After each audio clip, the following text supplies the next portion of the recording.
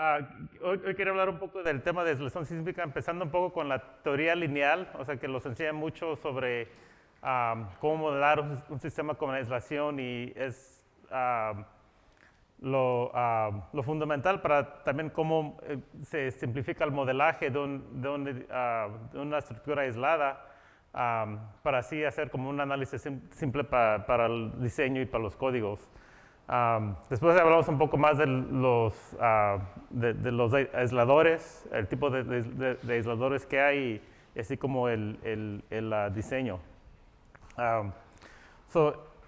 Esta primera parte media pesada matemáticamente, pero les voy a enseñar la formulación, pero más que nada los quiero dejar con la interpretación, ¿no? Lo que los enseña la teoría. Entonces, esto es, pues más que nada es dinámica de estructuras y análisis modal de estructuras y los da a entender unas cosas importantes de cómo se comporta una estructura aislada.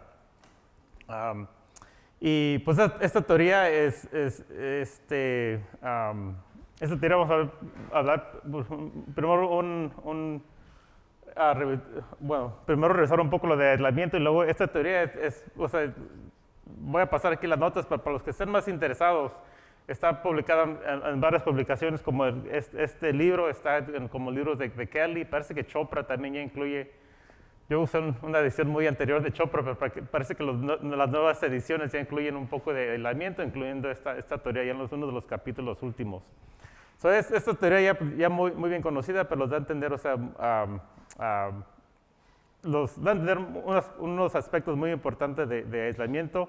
Así es como sistema lineal, en realidad no son lineales los sistemas, pero o sea, sí los ayuda a interpretar el comportamiento de estructuras reales. Entonces, para nomás revisar un poco lo de aislación, y hablo un poco de esto especialmente en el primer día.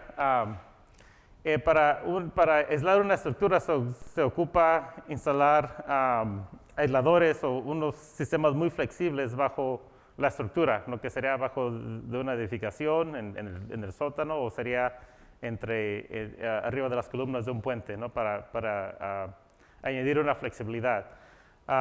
Y estos sistemas tienen mucho más flexibilidad que la estructura. Y vamos a ver, y ahorita vamos a también por esta teoría entender un poco por qué estos sistemas limitan la energía que se pasa a la estructura. O sea, limitar de principio la energía y ya la estructura no tiene necesidad de disiparla o de causar daños a la estructura. Y un componente de aislamiento ocupa dos diferentes componentes. El primero es el aislador, un sistema que pueda cargar primeramente las cargas de la estructura, o sea, tiene que mantener el peso de la estructura, así como está centrado, igual como cuando está desplazado. Y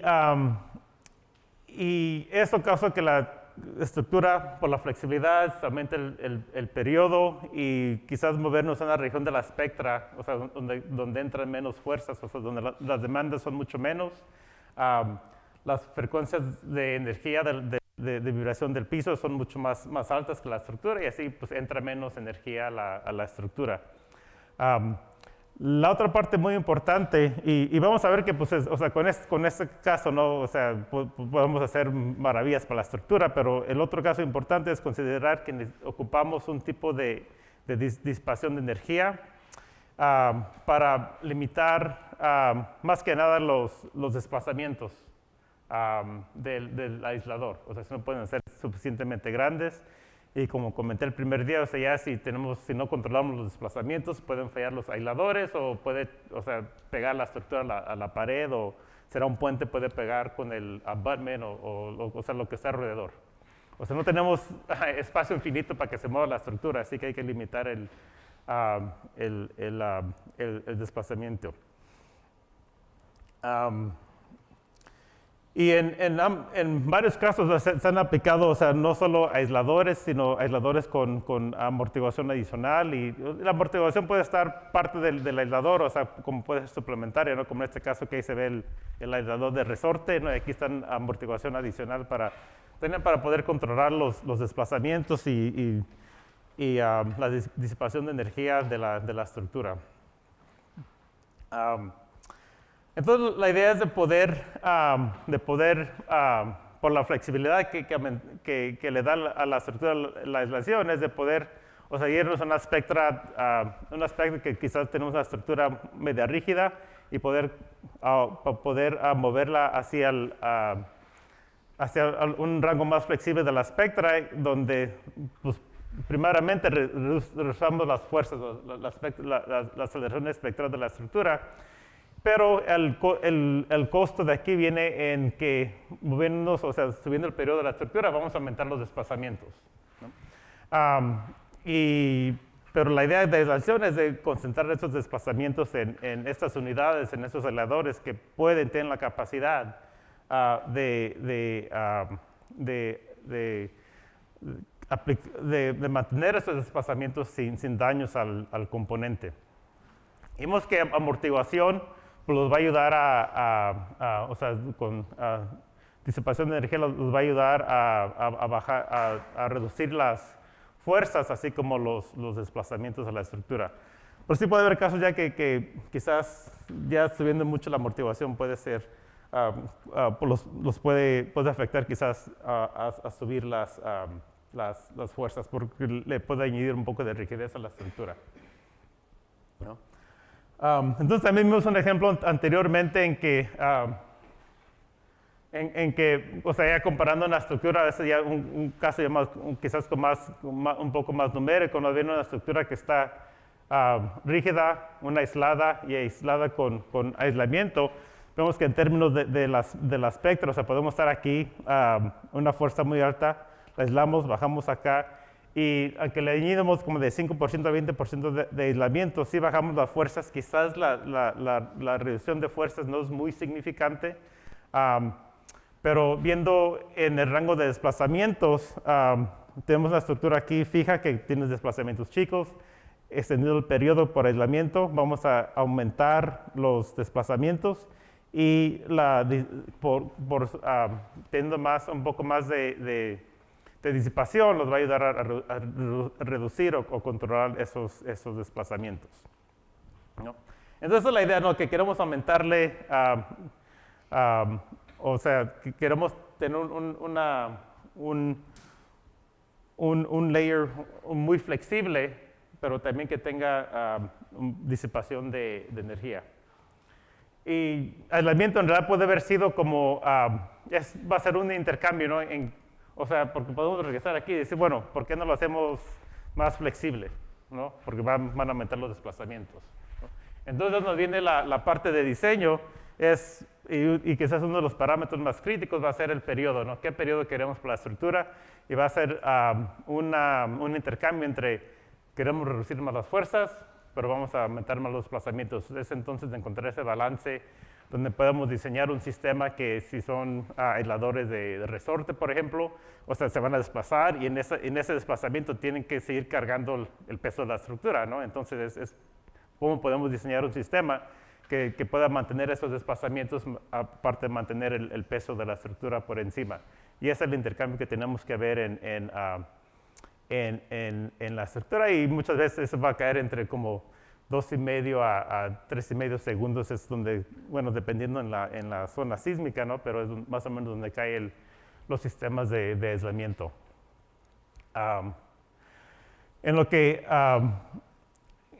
aumentamos la flexibilidad, o sea, del sistema, también tenemos que tomar en cuenta que si tenemos un sistema muy flexible y no tiene suficiente fuerza, no queremos que venga, o sea, un poco de viento y empiece a mover la estructura, ¿no? Entonces también tenemos que tener un poco de rigidez para cargas mínimas. Hay un sismo quizás muy pequeño, si hay un viento, por ejemplo, no queremos que se mueva la estructura en esos casos.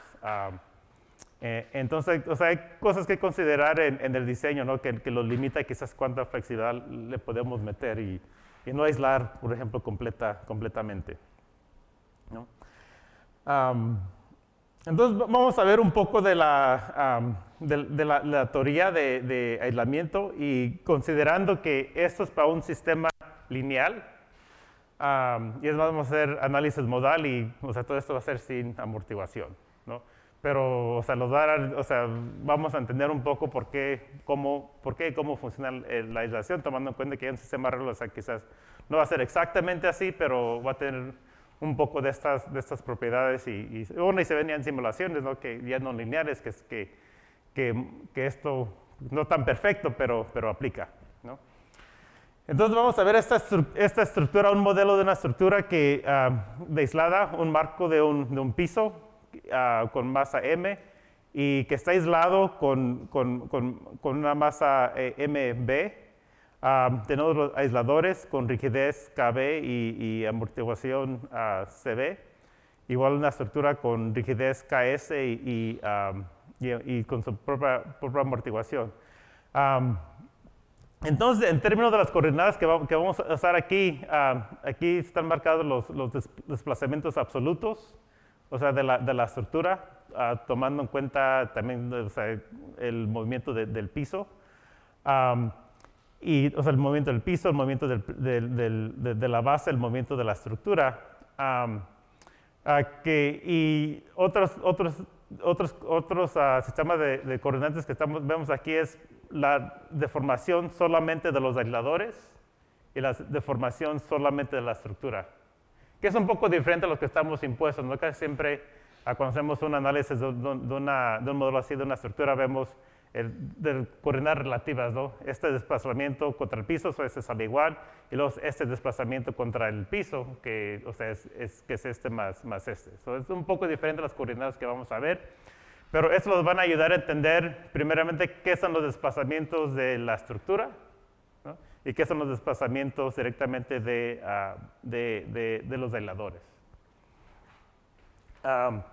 Y ya entonces podemos empezar a modelar este sistema. Es un sistema de 2 grados de libertad, o sea, viendo la masa de la estructura, la masa en la base, y cada masa tiene su ecuación de equilibrio, ¿no? Aplicando la ley de Newton, ¿no? Y podemos así escribir una ecuación para ambas masas, ¿no? Y las podemos así escribir en términos de coordenadas absolutas, así como en coordenadas relativas, ¿no? Viendo otra vez en términos de BS, que es la deformación de la estructura, y de B, que es la deformación de los aisladores, ¿no? Y entonces ya combinando las ecuaciones, está haciendo la substitución, combinando las ecuaciones, nos sale una ecuación de la estructura, ¿no? Que toma en cuenta, pues la inercia todavía es absoluta, ¿no? Y la deformación relativa de la estructura. Al fin que podemos combinar estas dos ecuaciones en forma matricial para llegar a una ecuación, o sea, quizás como estamos impuestos a ver esas ecuaciones de inercia, amortiguación, rigidez, y luego la fuerza de excitación, que en este caso es la masa por un efecto de influencia por la aceleración del piso. Entonces, esa es pues, la ecuación relativa, pero en términos de la deformación de cada piso, ¿no? O sea, cambia un poco las coordenadas. Y entonces ya la masa M es la masa combinada de los dos pisos, es la masa total de la estructura. Y la masa M aquí es solo la masa del primer piso. Esta M es M más MB, ¿no? Que está definida aquí. Y vemos que con estas coordenadas, o sea, pues cambia un poco también las matrices. O sea, nuestro vector BB es la deformación del aislamiento, es el primero, y el segundo grado de libertad es la deformación de la estructura. El vector de influencia es 1 y 0. Y vemos también que la K y la C están, ¿cómo se llama? Decoupled, ¿no? Decoplados. O sea, como estás impuesto a ver eso, es que la masa está decoplada y la rigidez está acoplada, ¿no? Así cambian un poco las ecuaciones viéndolos en estos términos, y quizás se ponen quizás un poco más complicadas, pero al fin los van a ayudar a separarlos para exactamente ver qué es la deformación de cada componente y poder separar la respuesta del aislador, así como la respuesta de la estructura. Entonces, considerando que este es un sistema de una estructura aislada, podemos decir un poco sobre las propiedades del sistema, ¿no? Y la primera es que, o sea, en realidad vamos a tener la masa MB, la masa M, y esta masa MB es de un piso, esta M, pues aquí tenemos un piso, pero puede ser una estructura de 5 pisos, ¿no? Algo así, 5 o 10 pisos. Entonces, esta masa MB pues sí va a ser menos, quizás que esa, porque esa puede contener pisos múltiples, ya viendo que es una estructura de varios pisos, pero simplificada a un solo grado de libertad por la pura estructura. Entonces, si es una estructura ¿qué hay que decir? De 5 pisos, todas las masas son igual, pues, o sea, M puede ser como 5 veces más alta que esta MB, ¿no? O sea, por un factor de 5, pero M es más grande, pero de la misma orden de magnitud, ¿no? Y luego, en términos de las frecuencias, vamos a definir la frecuencia de la estructura, o sea, no aislada, tomando en cuenta la rigidez Ks y la masa M. O sea, la frecuencia de la estructura, si no estuviera aislada, y esta frecuencia va a ser mucho más grande que la frecuencia tomando en cuenta si tuviéramos una masa rígida arriba del aislamiento. Entonces, andamos haciendo dos simplificaciones. Una, definir nuestra estructura como si no tuviera aislamiento. Y otra es, tomando en cuenta que también es un modelo de un grado de libertad, tomando en cuenta que tenemos la rigidez de los aisladores y toda la masa encima es rígida. O sea, tenemos una estructura rígida en este caso. ¿Y qué nos da la solución? Porque al fin, empezamos con la idea de que la rigidez de los aisladores es mucho menos que la rigidez de la estructura, ¿no? Para que funcione, si no, no tenemos aislamiento. Y podemos definir epsilon como la proporción entre la frecuencia de la estructura rígida aislada y la frecuencia de la estructura. Y esto aquí ya va a ser un valor quizás más chico, orden de 10 al menos 2. Y aquí, como por ejemplo, podemos decir que, bueno, tenemos una estructura que tiene un periodo de 5 segundos, 0.5 segundos, ¿no? Una frecuencia de 2, ¿no? Y podemos tener una estructura ya aislada, que la aislación que tenga un periodo como de 2 segundos, una frecuencia como de 0.5. Entonces ya este factor aquí llega a ser algo como al orden de 0.05, 0.06 por ahí, ¿no? Entonces, ¿qué andamos hablando de un factor de orden de 10 al menos 2? O sea, uno de 0.05 en esa orden, no va a ser este epsilon.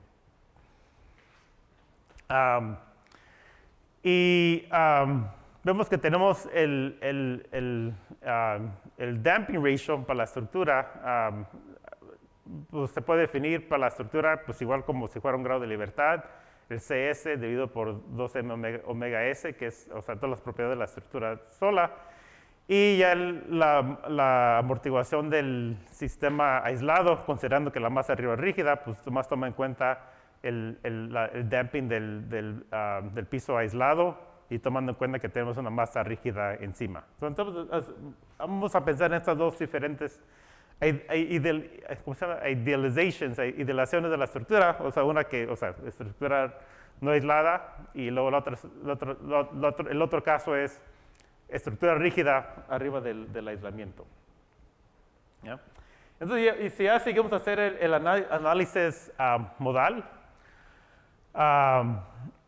resolviendo el programa de eigenvalue, llegamos a resolver, pues, podemos llegar a resolver las frecuencias y modos de esta estructura. Y vamos a definir otro parámetro gamma, que es m sobre m grande, o sea, el porcentaje de masa que está arriba más toda la masa. Y esto también puede ser como m, o sea, es una estructura de 5 pisos, quizás estos 5 y estos 6, o un factor de como 0.8 por ahí, ¿no? Y entonces va a ser menos de 1, pero quizás como orden entre mitad y 1 por ahí, no va a caer quizás en ese rango, no el parámetro gamma. Entonces es importante, o sea, tener más o menos en cuenta los valores de estos del epsilon, así como de estos factores para entender más o menos, o sea, el nivel de respuesta que vamos a tener después. Y ya resolviendo o sea, haciendo las matemáticas, o sea, resolver los polinomios, encontrar las raíces y poder encontrar las frecuencias de la estructura, salen, bueno, que pues no hay que meternos para los que están interesados, ya pueden resolver las matemáticas, o sea, están más detalles en varios libros. Podemos resolver las frecuencias de la primera frecuencia y la segunda frecuencia del sistema. Estas sí son independientes de las coordenadas, o sea, como las queramos poner, pero las podemos dividir en términos de gamma y de las dos frecuencias omega B, omega S. Y ya simplificando un poco, considerando que, por ejemplo, que epsilon es muy chico, y que la frecuencia de la estructura es mucho más grande que la frecuencia que la frecuencia de la estructura rígida aislada, podemos ver que omega 1, la primera frecuencia es omega b raíz cuadrada de ese término, pero ese término, o sea, esto es menos de 1, esto es 0.05 por ahí. Entonces ya la primera frecuencia sale muy cerca a omega b, ¿no? Entonces nos da una forma de estimar muy pronto la frecuencia de una estructura aislada, estructura rígida, ¿no? Con nomás tomando en cuenta la aislación. Pero todo esto aplica cuando esto es cierto, ¿no? Si no tenemos esta separación de frecuencia entre el primer modo de la estructura o sea, una gran distinción entre la rigidez de la estructura y la rigidez de la aislación, entonces todo esto no aplica, ¿no? Y luego la segunda frecuencia queda, la omega 2, queda cerca de la frecuencia de la estructura, o sea, como si fuera la estructura sin aislador. Pues no cerca, pero es más o menos a la misma, con el mismo rango. Y ya viendo los modos de la estructura, resolviendo pues, o sea, los eigenvectors del mismo eigenvalue problem, llegamos a ver que podemos definir el modo el modo primero como el modo, se usa la notación A para definir los modos, o tenemos los entes, el A1 y el A2, y el superscript significa el primer modo. Y resolviendo por el primer modo, digamos que la entrada de abajo es 1, o sea, de V, o corresponde al VB, perdón, y la entrada correspondiente al segundo grado de libertad, VS, es epsilon.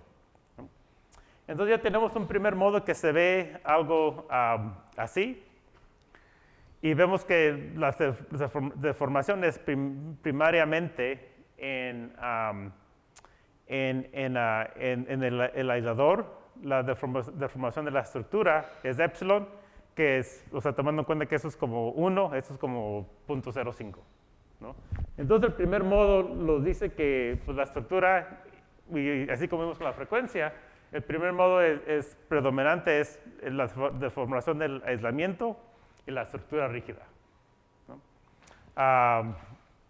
Así podemos hacer un modelo muy simple, o sea, nos ayuda a hacer un modelo muy simple de la estructura, tomando en cuenta, o sea, nomás la masa de la estructura encima y la rigidez del aislamiento. Nos ayuda así a llegar a una simplificación, una estimación de periodo de la estructura. Para el segundo modo, vemos que tenemos pues un poco más complicado, las matemáticas son un poco más complicadas, Pero al fin llegamos que también, o sea, definimos el primer grado de libertad, lo vamos a definir como 1. Y al segundo llegamos a esta expresión de 1 menos gamma por eso, la menos 1 sobre gamma, que puede tener orden como de 1, 2, por ahí, ¿no? Es ya algo grande, ¿no? Es algo que no se puede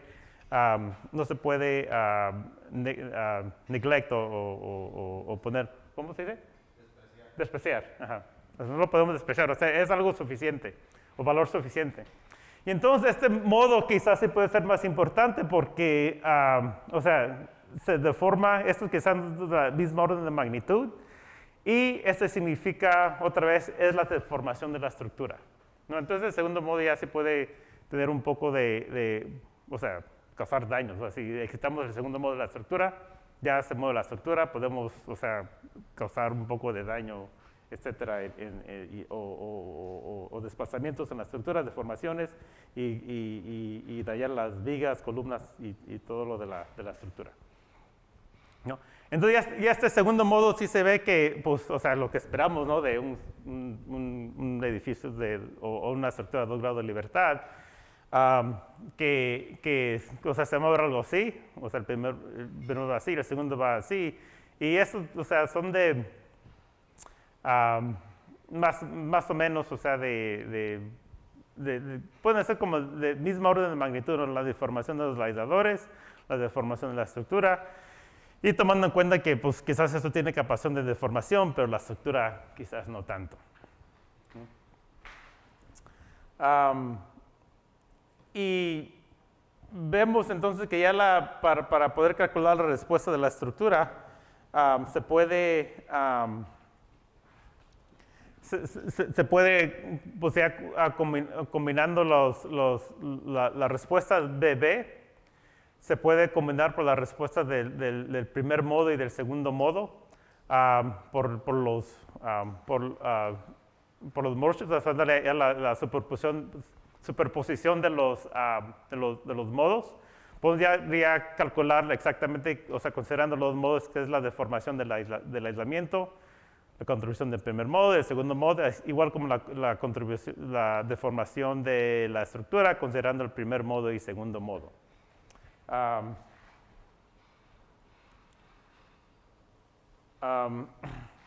Y considerando por ahorita que tenemos, o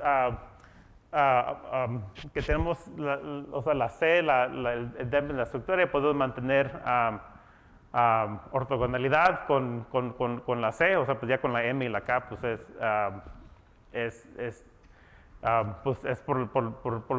por la definición de los modos.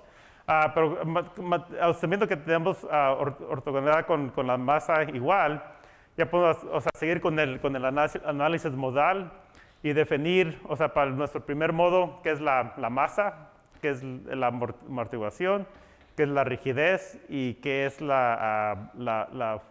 sea, la fuerza efectiva aplicada a los modos.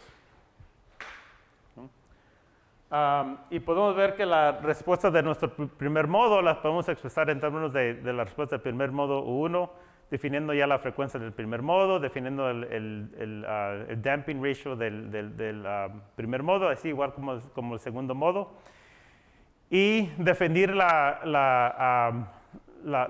fuerza de aplicación, la excitación, como la aceleración por alfa 1, que es el modo de participación del primer modo, y modo de participación del modo 2. Vamos a definir estos alfas como el modo de participación de ambos modos. Entonces ya podemos definir el damping de cada modo, y así igual como el modo de participación, ¿no? Que es el mole shape por la M por el influence vector, que significa, o sea, cómo el signo afecta la estructura. Y no me acuerdo si definí este anteriormente, pero es 1 y 0. Que, o sea, típicamente es 1, 1, ¿no? Pero ya viendo el cambio de coordenadas que vamos viendo las deformaciones, en este caso es 1 y 0. Entonces podemos definir el participante, el modal del primer modo. Y el primer modo es pues era 1 y epsilon. El R, el influence vector, es 1 y 0. ¿No? Y esa pues, es la masa modal. Y podemos resolver el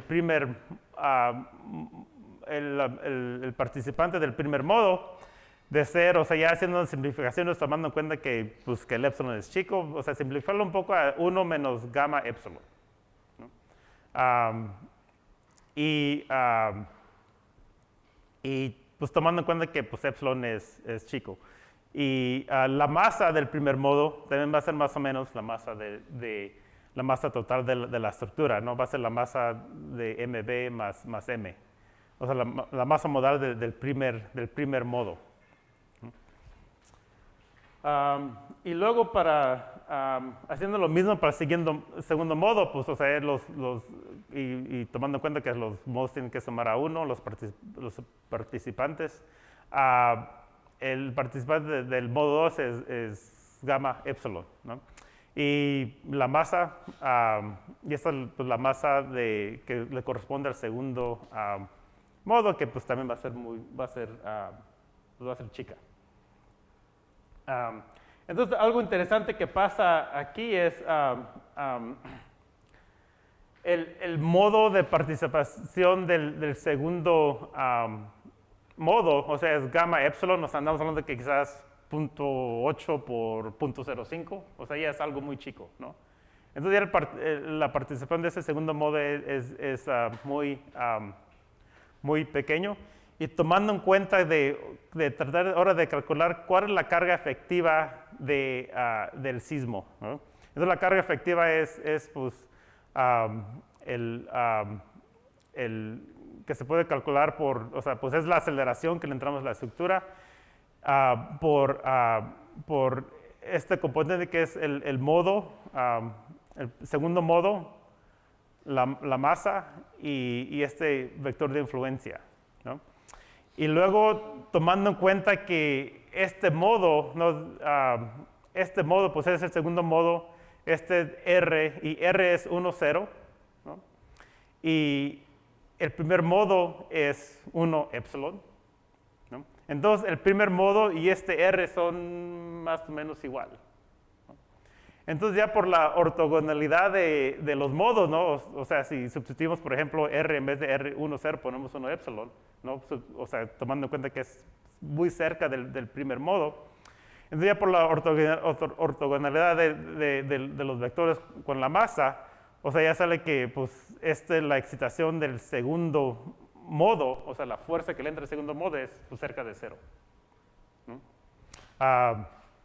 Y eso, o sea, tomando en cuenta que es un sistema lineal, o sea, y que aplica toda la teoría lineal del sistema, ¿no? Para un sistema ideal, o sea, no se va a excitar el segundo modo. Y eso es muy importante porque, si se acuerdan, el primer modo es una estructura rígida bajo aislamiento. El segundo modo se deforma el aislador, así como se deforma la estructura, ¿no? Entonces, ahora vemos que sí, el primer modo no le hace nada a la estructura, el segundo modo deforma la estructura, pero vemos que la fuerza efectiva del segundo modo es más o menos 0, o sea, completamente estamos protegiendo la estructura, ¿no? Y vemos que la aislación, entonces, o sea, no deja que pasen las energías de los modos más altos, ¿no? Que el segundo modo quizás sea ya más cercano, donde quizás tengamos más influencia del sismo. O sea, ya no, teniendo esa aislación, como este layer, ¿no? que es muy flexible, o sea, no pasan las altas frecuencias y afectan la estructura, ¿no? Entonces, o sea, la teoría pues, es ideal, ¿no? En unos términos, en lo efectivo que puede ser, aislamiento. Y o sea, lo dice pues que, o sea, la estructura se va a deformar muy poco, no le hace lo que le metemos, o sea, tomando en cuenta que esta acá es muy flexible, y la acá del aislamiento y la acá de la estructura es muy rígida. Entonces también podemos seguir y para predecir qué es el nivel de amortiguamiento, dando la C del aislamiento, la C de la estructura, podemos seguir a estimar qué es el damping ratio del primer modo. Y bueno, se puede estimar como el damping ratio con una estructura rígida arriba de aislamiento por este factor de 1 menos 3 gamma epsilon, ¿no? Que pues más o menos cerca de eso, pero sí cambia un poco. Y ya para el segundo modo, pues, o sea, la expresión es un poco más complicada. Pero pues el segundo modo quizás tampoco importa tanto. Ya teniendo todo el análisis modal, ya podemos ver, o sea, queremos calcular la respuesta de una estructura, de una estructura aislada. Podemos calcular la respuesta con, o sea, varias formas, ¿no? Ya con time history analysis, lo que sea, para ese primer modo. Para el segundo modo, o sea, así igual como podemos leer los valores de una espectra y estimar la máxima respuesta del primer modo por, o sea, el desplazamiento espectral, correspondiendo a las propiedades del primer modo, por la participación, el modal participation factor. Y igual podemos calcular nomás el máximo desplazamiento del segundo modo, igual leyendo el valor del espectra. Y luego combinar los resultados usando la combinación SRSS que va a aplicar aquí, porque pues, los modos empezamos diciendo que eran muy bien separados, ¿no? Las frecuencias eran muy bien separadas. Entonces sí podemos estimar ya los desplazamientos de la estructura, así como los desplazamientos del aislador. Y ya haciendo, o sea, tomando en cuenta, o sea, los factores que definimos como la participación, etcétera, y varios otros parámetros, ya podemos llegar a que el desplazamiento del aislador es 1 menos gamma epsilon, que es el factor de participación, por el desplazamiento espectral del primer modo, que es, o sea, muy cercano al desplazamiento o a las propiedades de la estructura, o sea, una estructura rígida en aisladores, ¿no? Pero ya vimos que el segundo modo quizás no contribuye tanto, especialmente al desplazamiento, al desplazamiento de los aisladores. Y la deformación de la estructura, o sea, todo multiplica, es la parte la spectral displacement del primer modo y el segundo modo por epsilon, que, o sea, que va a salir algo en general va a salir algo muy pequeño, ¿no? Y entonces ya de aquí, o sea, siguiendo con este análisis, también podemos ver si queremos estimar como el cortante, por ejemplo, de una espectra, o sea, ya usando este modelo, ya se lo dice que, o sea, ya estimando un modelo que tenemos la flexibilidad de los aisladores, una estructura rígida encima, ya podemos hacer como esencialmente un análisis próximo considerado un grado de libertad, ¿no? Y ese grado de libertad, las propiedades de esa estructura de un grado de libertad son muy fáciles de estimar, o sea, la masa de la estructura y las propiedades las propiedades de los aisladores. Y así los puede ayudar un poco bueno, como para empezar como un diseño, ¿no? Quizás uno de los primeros parámetros que queremos establecer es qué es el periodo de la estructura, ¿no? Y que eso el otro va a ser, derivando un poco de esto, va a ser cuánto damping queremos en los aisladores, ¿no? No sé si hay preguntas en ese instante, pero, o sea, la idea es de presentar esta teoría lineal, o sea, que lo da a entender unas cosas muy interesantes de aislamiento, pues, aislamiento ideal, aislamiento lineal, pero lo dice, ¿no? Que, o sea, funciona maravillas, ¿no? O sea, tenemos dos modos ya haciendo una estructura de 5 pisos o como sea, siempre la podemos simplificar a esta estructura de un grado de libertad igual, ¿no? Y vimos que la fuerza, o sea, la fuerza del segundo modo, ¿no? Es casi cero porque la carga, o sea, el influence vector, es casi parecido al primer modo. So, even si tenemos otros más modos, o sea, siempre va a aplicar eso, ¿no?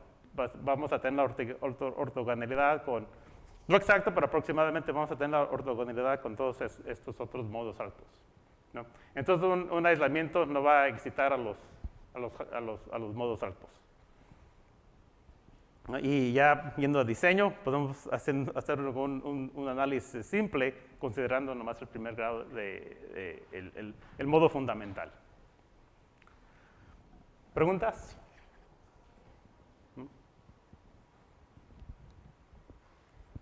Entonces, el primer examen va a ser la derivación. Esos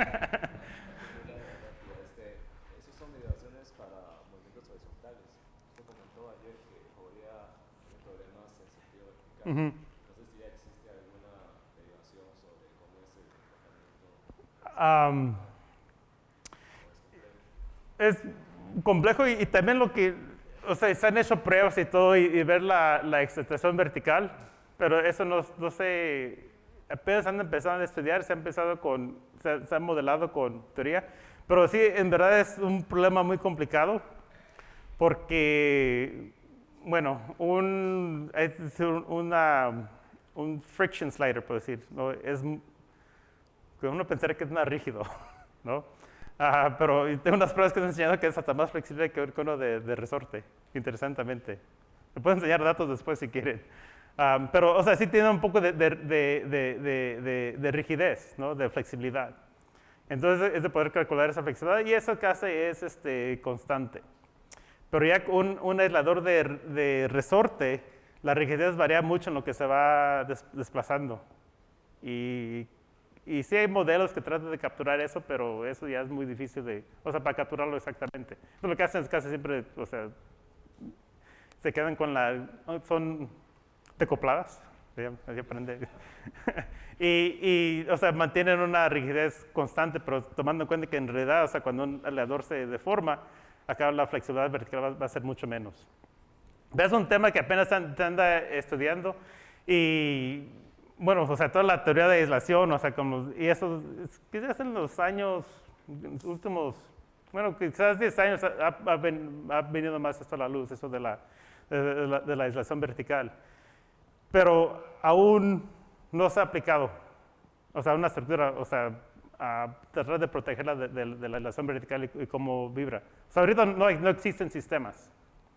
O sea, para ver, o sea, para ver, y igual como aislación, o sea, la idea tiene años atrás, ¿no? Pero hasta los 70s que se desarrollaron los aisladores, o sea, que son ya sistemas ingeniereados que tienen la capacidad y reliabilidad, o sea, para ser construidos.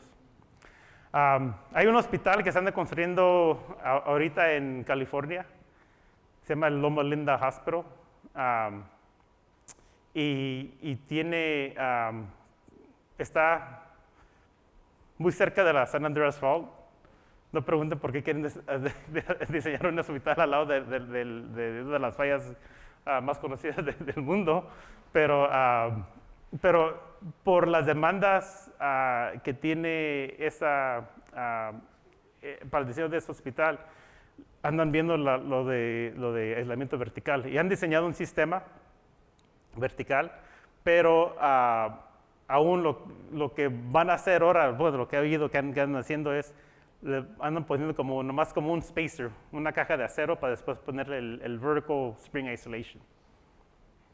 O sea que la teoría, o sea, que ha visto no ha visto, y es porque en realidad no existen el equipo para poder aislar verticalmente. O sea, es de tener flexibilidad, más aparte poder cargar el peso de la estructura, que es algo no fácil de hacer.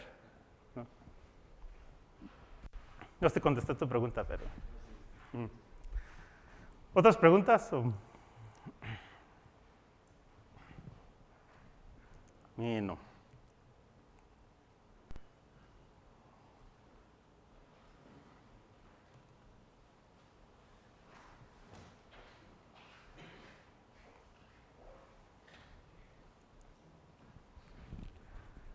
No. Ahora vamos a hablar un poco de, bueno, con esa pregunta, ¿no? Un poco de los tipos de aisladores, ¿no? Y entonces, tomando en cuenta ahorita, o sea, vimos un sistema lineal, ahora vamos a ver, o sea, exactamente cómo se comportan estos sistemas de aislamiento que existen.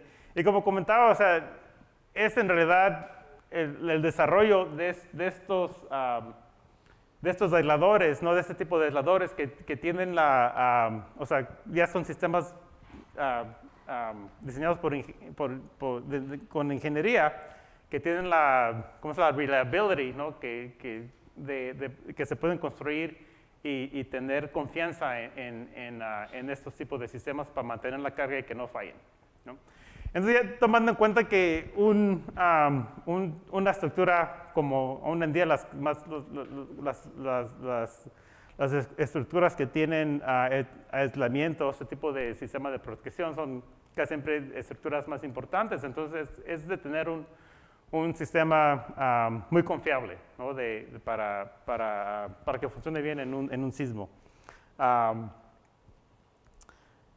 Y por eso están, o sea, como hablamos de los disipadores, bueno, comentamos un poco de disipadores así como aisladores, se ocupan, o sea, todos requieren tipo de pruebas antes de que se instalen para confirmar que o sea, tienen la capacidad que se consideró en diseño y no fallen durante un mismo o otro evento.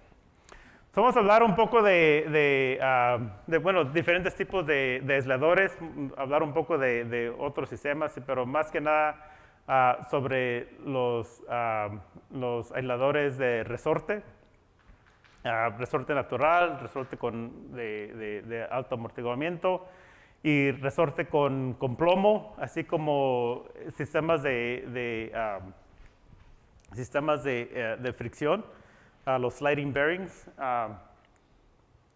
y hablar un poco de cómo se modelan, así como cómo se pueden convertir en sistemas lineal, como para que aplique la teoría, para que apliquen los códigos, todo eso, o sea, que ocupamos un periodo efectivo de la estructura.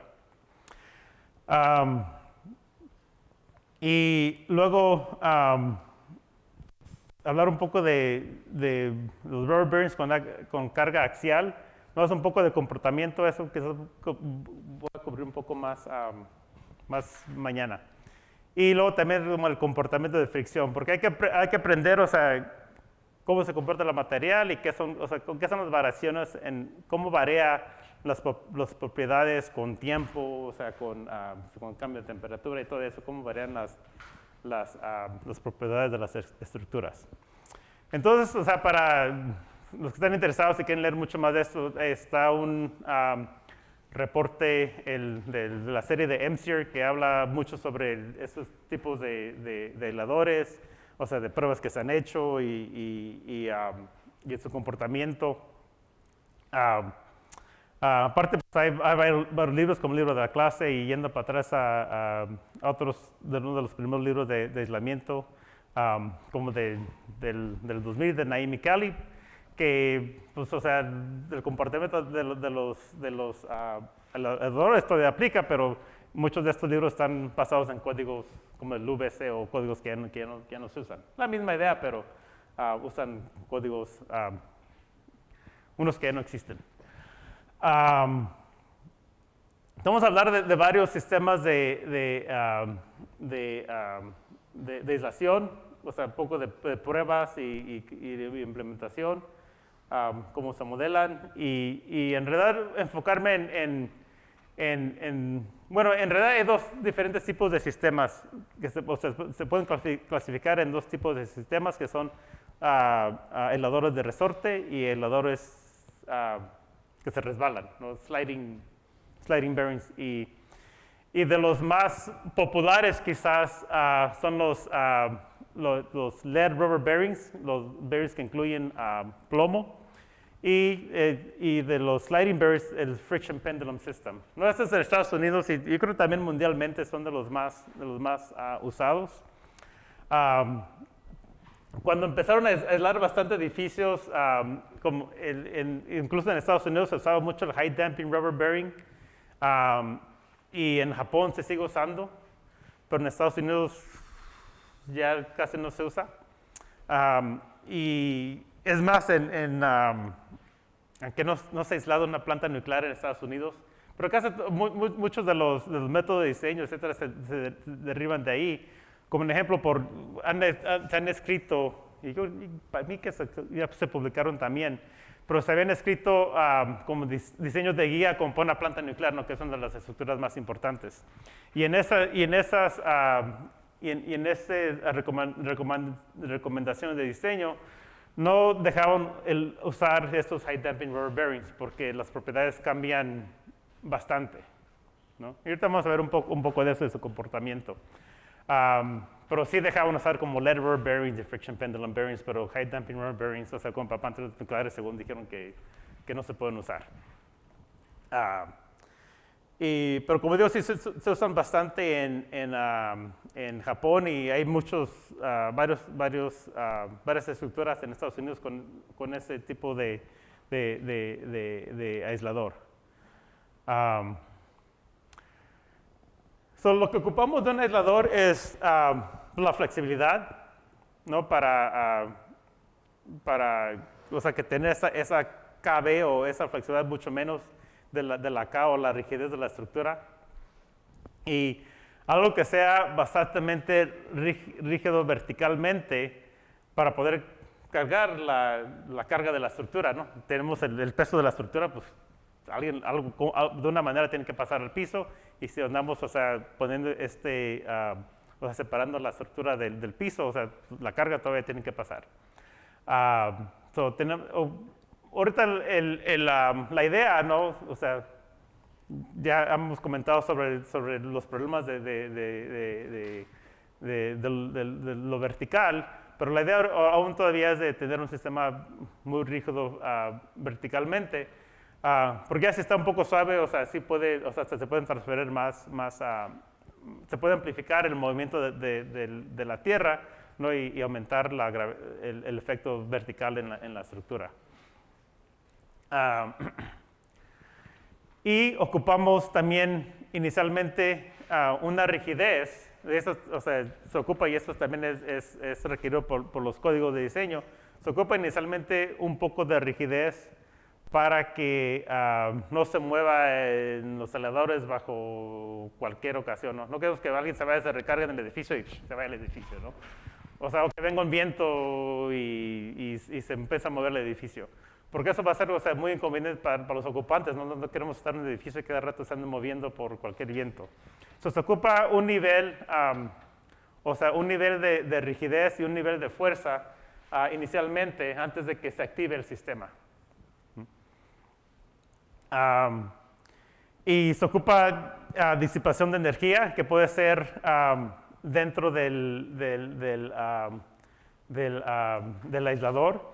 Y en este caso, también de los aisladores que más se han usado, todos están incorporados al sistema de disipación, así como un sistema de plomo dentro del resorte que ayuda a disipar energía, un sistema de fricción, y luego están el resorte que está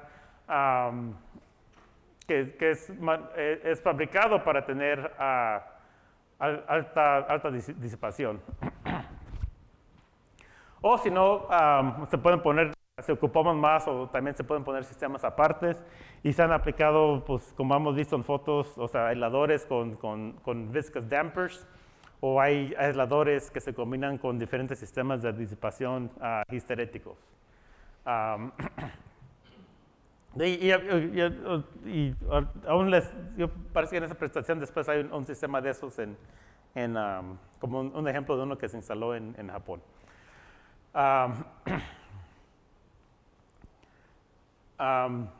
Y en términos de aplicación, ¿no? a estructuras,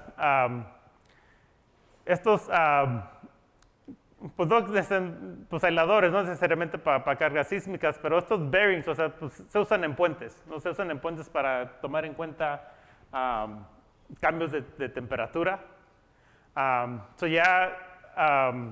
Ya usando este concepto de aislación para puentes, ha sido una transición, bueno, mucho más fácil que ha sido para edificaciones, ¿no? Porque los puentes ya los usan. La diferencia ahora va a ser que eso no se va a mover unos milímetros, ahora se puede mover quizás el puente a orden de medio metro o metro por ahí, ¿no? Entonces ya sería como cambia un diseño de un puente, o sea, no se ocupa nada más, aparte de quizás diferentes aisladores, y tener la capacidad de las juntas, ¿no? que acomoden esos desplazamientos, ¿no? En cambio, en edificios, cambia un poco bueno, cambia suficiente cómo se aplica el aislamiento, y nomás están aplicando pues, en los últimos como 30 años por ahí, porque cambia bastante y, o sea, como hablamos un poco del costo, o sea, se ocupa otro nivel, es el nivel de la base que va arriba del aislamiento, o sea, esto quizás otro piso completo que se tiene que hacer, que aumenta el costo y cambia bastante cómo se diseña una estructura. Y entonces, la primera aplicación para un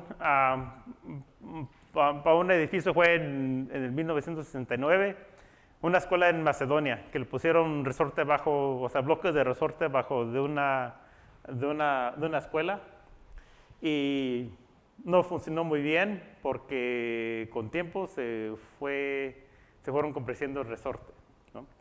Y ahí fue donde bueno, o sea, pues es lección aprendida, ¿no? Pero ahí fue donde quizás se desarrollaron más mejor los aisladores de resorte y cómo se hacen, cómo se fabrican a un día.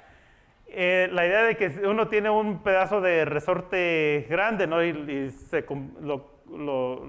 le pone peso, o sea, se va a bulge, ¿no? Se va a querer el resorte para los lados y puede tener creep o sea, puede pasar varias otras cosas.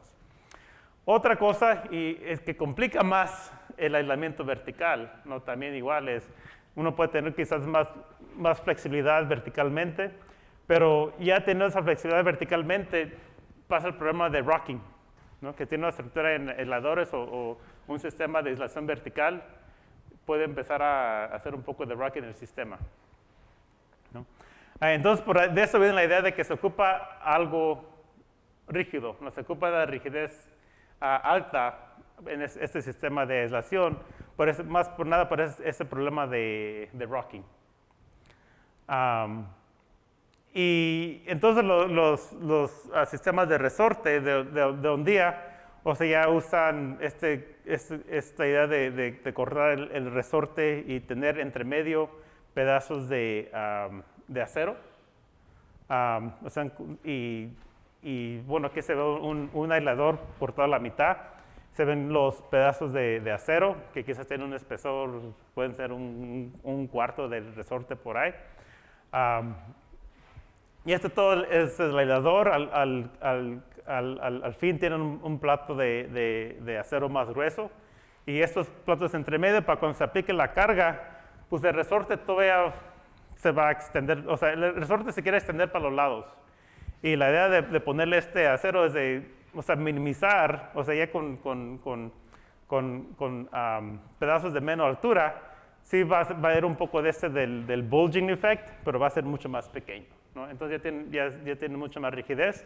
Y de esta manera, si ocupo tanta flexibilidad horizontal, eso depende en cuánto resorte tengo, ¿no? Pero la rigidez vertical depende más que nada en el espesor del resorte. Y así con este sistema de intercambio de resorte a acero, o sea, tenemos pedazos de resorte que mantienen la rigidez verticalmente, pero pues añadiéndole más y más y más pedazos, podemos llegar a la flexibilidad horizontal que ocupemos. Y pues hay límites, ¿no? En cuanto lo podemos, o sea, qué altura podemos tener. por estabilidad, pero esa es la idea principal. Entonces, está llamado lead rubber bearing, o le quitamos el plomo, es un elastomeric bearing. Pero aún todos todos los bearings tienen el hoyo central, que se ocupa para el proceso de fabricar, ¿no? Todos tienen un hoyo central, nomás los que tienen plomo, sí se dice que ese es el hoyo más grande para meterle el plomo.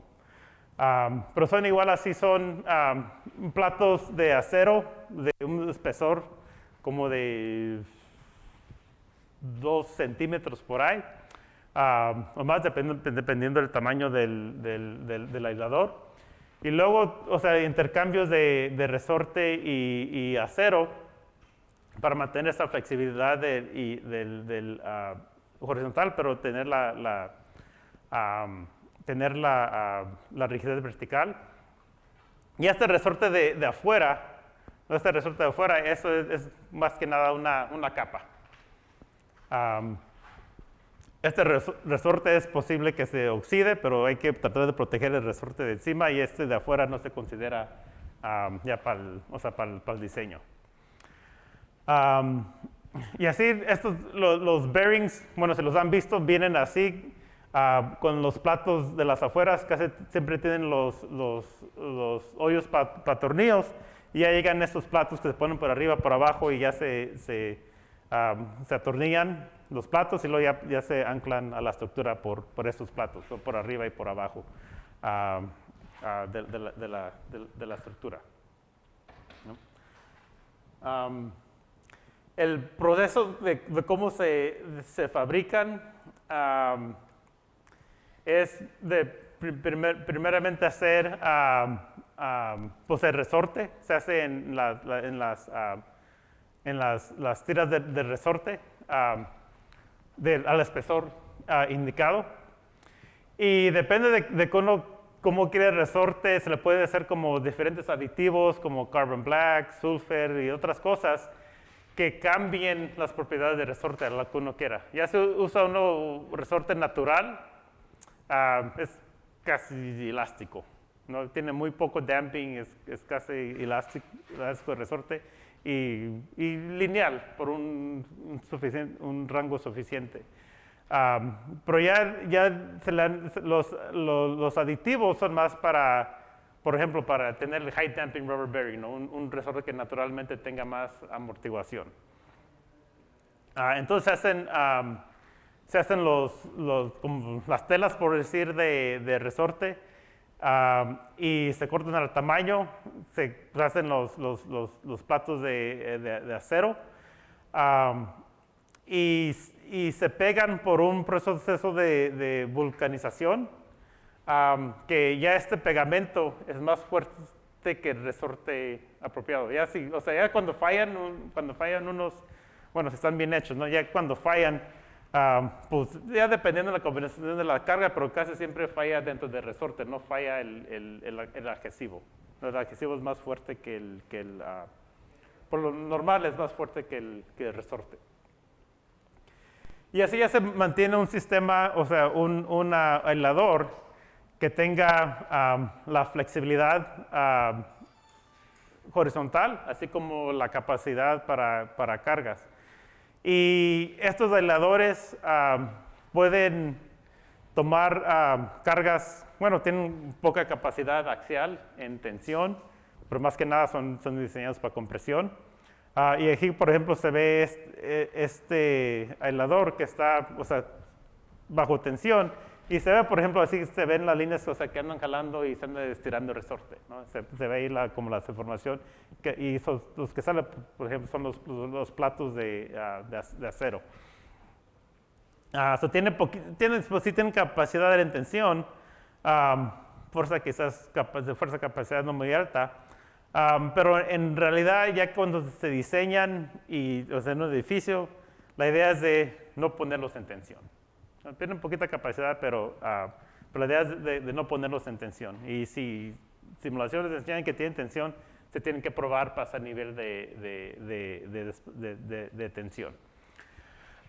Y así igual tiene la capacidad de formarse horizontalmente, y aunque quizás, o sea, el plato de arriba esté casi pasando el plato de abajo, mantener la capacidad de cargar, de tener esa carga axial. ¿No? Entonces está deformado, pues cuando se dice deformación, nomás se toma en cuenta el puro resorte. Este es 60% del espesor de grosor acumulado de resorte, y el shear, cuando se llama shear strain o shear deformation, es relativo a la altura total de resorte, no tomando en cuenta todos los platos de acero dentro del aislador. Y se han hecho varias pruebas de aisladores, incluso como para aplicaciones ese es un proyecto que empezó cuando estaba en Buffalo, y que andamos diciendo, pues aquí neva mucho, ¿no? Pero ¿cómo podemos tomar ventaja de eso? Entonces, o sea, uno de los experimentos que hicimos, que había unos componentes de puente que estaban a lo largo de la carretera, y bueno, la idea era de hacer un puente para estudiarlo y ver cómo cambian, especialmente bajo el verano y el invierno, ¿no? O sea, para naturalmente exponerlo a cambios de temperatura. Y parece que un día este experimento sigue, de ver, o sea, cómo cambian las propiedades de los aisladores. Pero esa escala, pues puede ser a escala natural, no estos puentes. Y bueno, y debo explicarles un poco, son dos puentes paralelos, y con un actuador se pueden, o sea, excitar un poco, despasar, y ver, en este caso, ver la free vibration de este sistema, y poder medir, o sea, ya en diferentes condiciones ambientales, las propiedades de la estructura. Estos son, bueno, los aisladores de resorte son con puro resorte, no tienen plomo, y se ve, o sea, el comportamiento.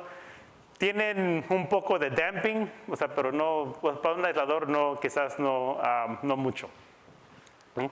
Pero se empieza a ver como, por ejemplo, el comportamiento de los aisladores, que, o sea, en realidad no es nada simple, y es bajo free vibration. Empiezan, o sea, primero el loop grande, y luego van al más chico, y se ve, o sea, que va cambiando la fuerza, se ve que va cambiando la rigidez un poco. Entonces, en realidad estos son sistemas, pues pueden ser un poco complicados, ¿no? de modelar, pero ahorita vamos a ver quizás cómo se puede simplificar un poco.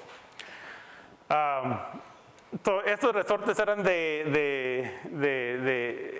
los aisladores eran de resorte natural, y una de las ventajas de usar, o sea, el resorte natural es que tiene muy poco amortiguación. Se han hecho, como comenté anteriormente, los high damping rubber bearings,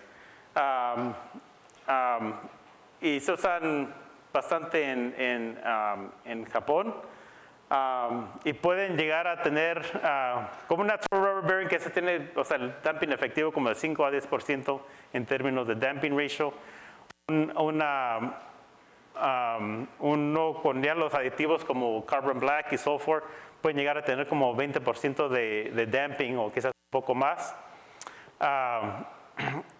Pero son un poco más, varían un poco más en términos de propiedades con tiempo, y con varias otras cosas, que por eso comenté anteriormente que por eso no los dejan usar en plantas nucleares, porque quizás no se puede predecir su comportamiento tan bien como por ejemplo,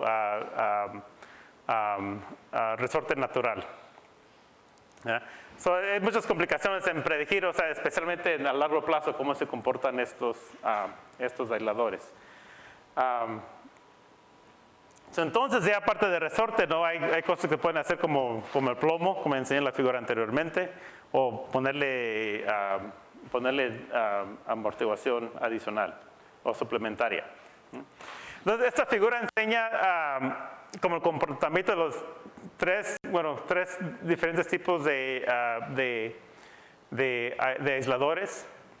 Y ese es el high damping rubber bearing, que tiene este efecto de scragging, que siempre el primer ciclo siempre tiene mucho más fuerza que los siguientes ciclos. Entonces, por esto, este fenómeno, bueno, hay varios fenómenos que ocurren en el resorte, pero casi siempre, o sea, el primer ciclo va más alto y, o sea, es significante, ¿no? Es 50% más de los otros ciclos. Entonces, esta fuerza, ¿no? que se desarrolla, o sea, se diseña para esta o esta, y entonces causa significantes problemas en poder modelar, tener un sistema estable.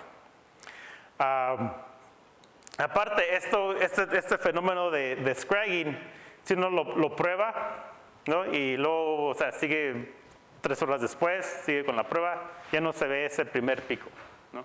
Pero se lo prueba unos años después, sale otra vez. Así que, o sea, bueno, es muy complicado el comportamiento de high damping rubber bearing. La ventaja es que tienen amortiguación propia de resorte, pero se complica el comportamiento mucho más difícil, ¿no? Y aparte se ve, o sea, que bueno, para mí eso quizás es algo bueno, ¿no? Que se empieza un poco la rigidez después de cuando tiene altos strains, ¿no? Este strain ya va a 200% bueno, el test es a 250% del resorte, ¿no? Que es más o menos como el límite donde queremos diseñar los resortes, pero se ve que, o sea, en 2 lineales se va y la rigidez va cambiando. Ya, o sea, ya tomando fuera este primer ciclo, o sea, va aumentando la rigidez. Entonces, un resorte natural, como puede ser un low damping rubber, es el resorte natural. Bueno, ese ensayo nomás es hasta 100% es 200% de shear strain, ¿no? Este aquí 200% es por aquí en donde empiezas a ver la rigidez. Pero ahí o sea, en términos de comportamiento, o sea, súper, ¿no? Es casi lineal, pero el problema es que no tiene amortiguación, no tiene muy poca disipación de energía o muy poca área dentro del loop de histéresis, ¿no? Y así como este bearing es el mismo, la diferencia es que tiene el plomo entre medio. Entonces ya metiéndole el plomo se ven, o sea, bueno, en términos de modelar unas cosas muy interesantes, en que se ve como esta rigidez aquí, ¿no? Es casi igual que la rigidez de allá encima, y lo único que hace el plomo es le añade fuerza, ¿no? Y la fuerza es más o menos constante al comportamiento total del aislador.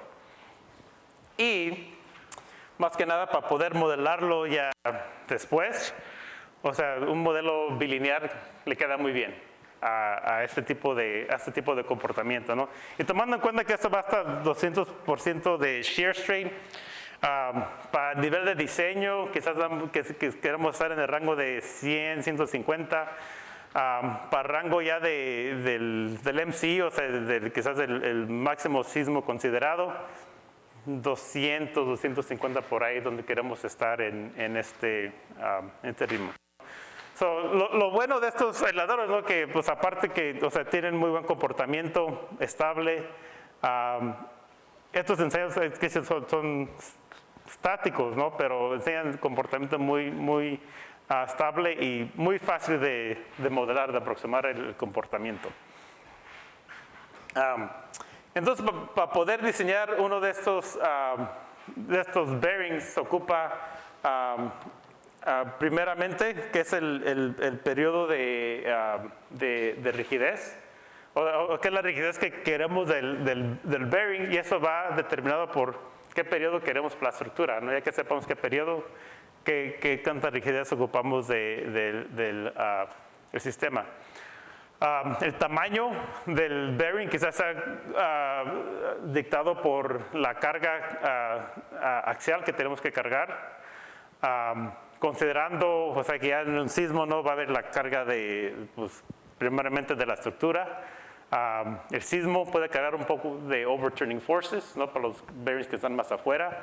O sea, tomando en cuenta todo eso y cuál es la carga vertical máxima y también tomando en cuenta que se pueden desplazar los bearings, ¿no? Y casi siempre, o sea, van a estar, el overturning moment está correlacionado con el desplazamiento, o bueno, en un lado, el máximo desplazamiento, máxima carga axial.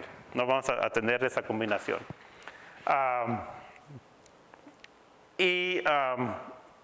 Es posible que pueda haber un poco de rotación, es algo que quizás tratamos de no tener, pero tienen poca capacidad, pero pues, o sea, bueno, añadir torsión y añadir los strains en el resorte. ¿Y cuánto desplazamiento queremos de los aisladores? O sea, qué desplazamiento requiere la estructura y cuánto resorte vamos a ocupar verticalmente para que estemos en un rango de strain lo suficiente para resorte, o sea, ya no fuera del rango de donde puedan fallar. Y los parámetros para modelar los bearings es pues, primeramente el shear modulus, que pues ahorita ya hablamos un poco de cómo se considera, pero es el shear modulus que puede variar entre 75 a, hubiera cambiado las unidades, pero en 75 a 150 PSI, bueno, y varía por el shear strain, no por el nivel de deformación, ya que no son exactamente lineales.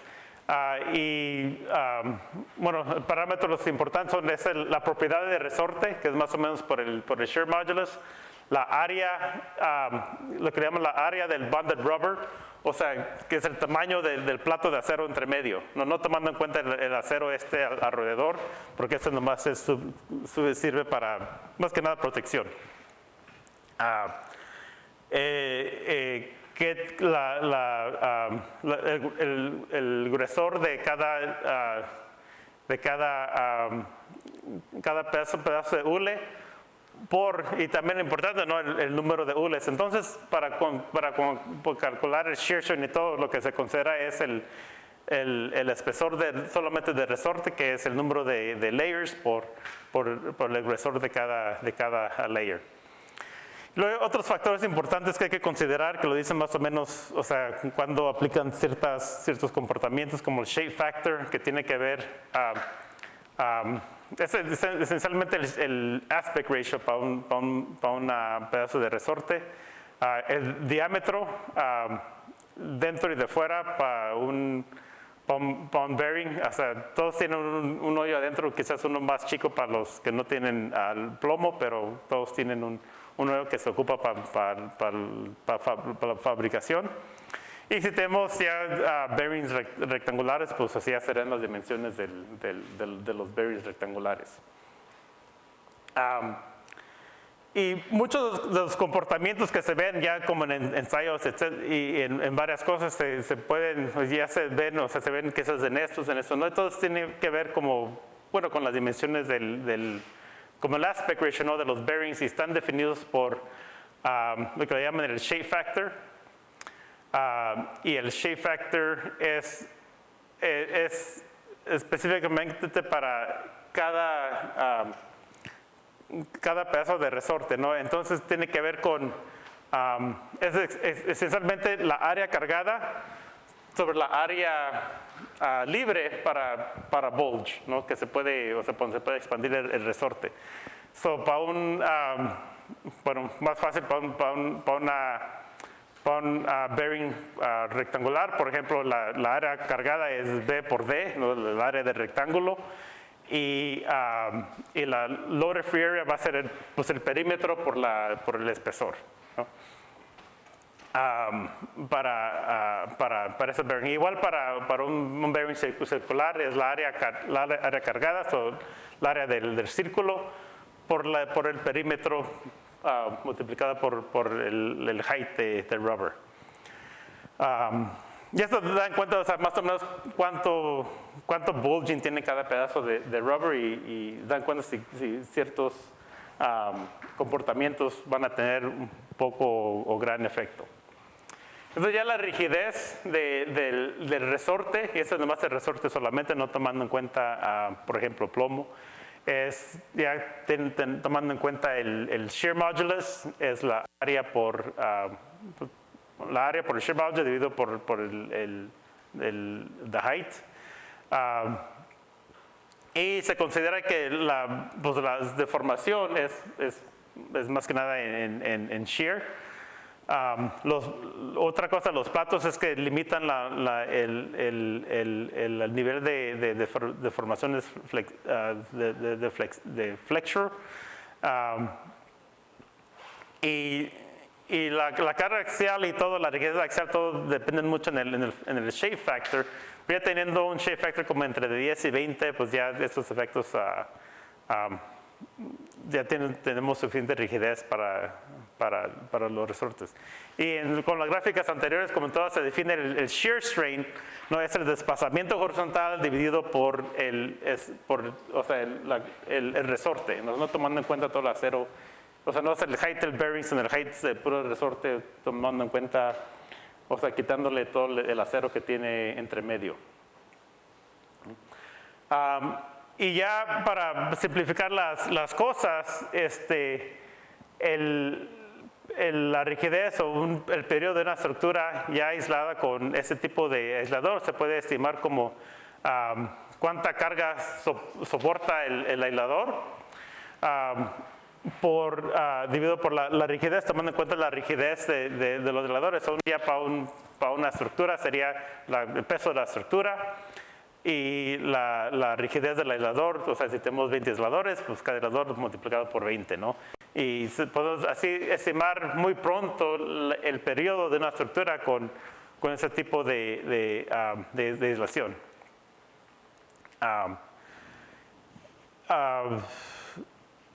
Y igual, o sea, se puede calcular por el propio bearing, o sea, eso tomando en cuenta toda la estructura, o por bearing tomando en cuenta la tributary weight.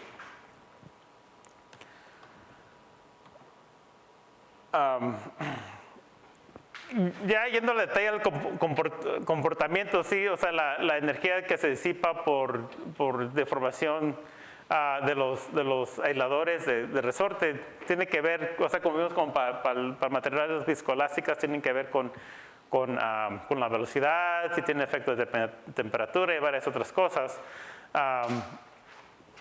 Pero ya para un natural rubber bearing, se puede modelar el damping como viscoso, y tienen como en cerca de 5 a 10% de damping para resorte natural. Ya con carbon black o otros aditivos podemos aumentar el damping a 25%, pero eso va a hacer quizás el comportamiento un poco más complejo, como ese efecto de scragging y esas otras cosas. El LED se usa más que nada para poder usar como resorte natural y ponerle aumentar la disipación del aislador. Y como se construyen estos bearings de LED, esencialmente se hace el bearing, o sea, el resorte y acero, se vulcanizan, se pega, y el plomo es un poco más grande, o sea, se tiene que lo fuerzan adentro para que quede bien confinado el plomo.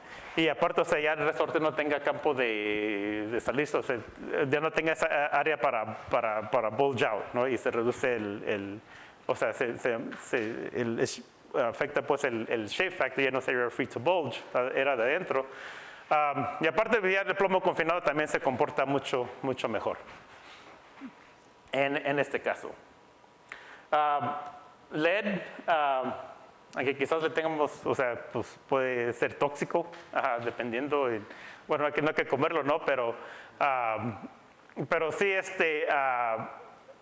se comporta muy bien en este caso, y pues ya en un helador, pues está confinado. Y lo bueno del plomo es que tiene un comportamiento bueno, simple. En caso de que es casi elástico o plástico, fluye a muy bajos estreses, como 10 megapascals. Y una de las cosas más interesantes es que el plomo lo podemos ciclar y vamos a ver que cambia la temperatura, o sea, sube la temperatura porque anda disipando energía. Y es más, se va como reditiendo, ¿no? Se va haciendo más blando, más suave. Y va a perder fuerza. Pero ya después de un rato, ya que se le salga el calor, vuelve para atrás como nuevo. Tiene muy buenas propiedades a la fatiga y, o sea, pueden hacer ensayos de ciclos de 100 ciclos y bueno, con que no dejen que se caliente mucho, o sea, siguen enseñando el mismo comportamiento y pues leer es disponible, no es difícil de conseguir. Estos ensayos enseñan más o menos lo que comenté anteriormente, pero son uno de los primeros lead rubber bearings que se hicieron en Nueva Zelanda. Enseñan también un resorte natural, que es aquí, y ya el resorte combinado con el plomo, de cómo cambia el comportamiento, ¿no? ¿Qué le añade el plomo al aislador? Y se ve que, o sea, esa es la rigidez del resorte. Y ya si queremos ver como la K2, ¿no? la post-yield stiffness de un modelo bilinear, es más que nada viene del resorte, lo que le da el plomo le da un poco más fuerza, ¿no? Y pues ya con la fuerza, pues aumenta bastante, comparado a esto, la área adentro es la área disipada por energía, cinéticamente, y o sea, aumenta la disipación de energía del sistema. Entonces ya para poder modelar esa combinación de resorte y plomo, pues se pueden considerar los dos componentes separados. El resorte simple para hacer un modelo bilineal, por ejemplo, ocupamos la K inicial, K1, la K2, la K ya que fluye el sistema, y la fuerza que puede ser definida como la fuerza en yield, o para aisladores es más común definir esta llamada QD, que es donde pasa el modelo por cero desplazamiento, ¿no? Y entonces el comportamiento de resorte, o sea, sí tiene 5% damping, lo que sea, ¿no? Pero se puede decir que es lineal. Y esta K2, o sea, la rigidez de resorte es simplemente la G A por H, que es pues, completamente propiedad de resorte. Y aquí el comportamiento elastoplástico del plomo, lo único que se ocupa realmente es el QD, ¿no? Que es la fuerza del plomo, que es simplemente el stress, el yield shear stress del plomo por la área de plomo. Y tiene, tiene también un poco de rigidez inicial aquí, que puede ser o no puede ser importante, pero una aproximación que se ha usado bastantemente es decir que es, o sea, que es el resorte, usar 10 por K del resorte. Que ensayos, que es lo que ha salido, unos ensayos que hizo recientemente dicen que es mucho más rígida, pero bueno, la idea es esa. Esta K inicial no va a importar mucho, quizás sí puede afectar aceleraciones en la estructura, pero no importa mucho en el comportamiento de la estructura. Quizás los parámetros más importantes van a ser pues, la fuerza, la Q y la K2. Ya viendo las simulaciones. Pero sí, la K1 sí puede sí puede influenciar bastante como las aceleraciones por la alta rigidez con la que empieza la estructura, ¿no? Entonces, ya como pensando en cosas que hablamos anteriormente, lo que es importante para un aislador es tener, pues, inicialmente tener una rigidez alta, porque, o sea, queremos que no se mueva bajo viento, cosas así. Y tener, pues ya que pasamos ese nivel, ya tener, o sea, muy baja rigidez para tener el efecto de aislación, y por el plomo tener ese efecto de disipación de energía, ¿no? Y ese tiene pues todos esos componentes. Aparte de que, bueno, dependiendo de cómo se comporta el plomo, el nivel de desplazamiento y todo, ¿no? Otra cosa que se ve aquí es la posibilidad por como modelamos esto, es la posibilidad de desplazamientos residuales. Pero dado en cuenta de que pues, el plomo se calienta y se sigue, pues, después del ciclo sigue calentando, baja, ya veremos que la KD se baja un poco, y por lo normal esto se recentra muy bien después de sismos. Entonces ya, o sea, pues el modelaje, o sea, el comportamiento y el modelaje de esos resortes son muy simples. Será el yield stress o el KD que ocupamos para modelar, son más o menos lo mismo, porque el K1 es medio alto. Podemos decir que también el yield strength es igual que el Q, y es el yield stress del LED por la área del plomo. Y para modelarlo dentro de estructuras pues es simplemente un non-linear spring. Podemos decir que son efectivamente rígidos en la dirección vertical. Bueno, lo más para un modelo simple, son rígidos en la dirección vertical, y nomás por un simple spring que tenga propiedades bilineales se pueden incorporar en una simulación no lineal de una estructura. No, ya asumiendo que son rígidos por arriba y por abajo, rígidos vertical, y nomás lo único que hacen es o sea, tienen la flexibilidad horizontal. El coplado de las dos direcciones también es importante porque son circulares los bearings. Y eso pues ya para simulaciones de 2 dimensiones pues puede ser importante. Si quieren con más información sobre este tipo de aislador, igual como Tailored Devices, bueno, quizás el fabricante más grande de ese tipo de aisladores es Dynamic Isolation Systems, que están por Reno, no en Reno, pero por Reno, Nevada, en esa área, y también van a la website y tienen bastante información sobre aplicaciones de aislamiento y diseños y tamaños de aisladores y todo eso que se puedan ordenar. O sea, ya para el diseño específico del aislador, lo que uno quiere como ingeniero es especificar, o sea, las propiedades, las propiedades bilineales, y luego ya el fabricante ya desarrolla el aislador a dar, o sea, pues considerando la carga axial, los desplazamientos y las propiedades, ya desarrollan ellos los aisladores. Y nomás comentar más que nada el tamaño de los aisladores. Aquí tienen moldes que quizás sean fijos, pero ya, o sea, la altura parece que es muy flexible, la altura de los aisladores.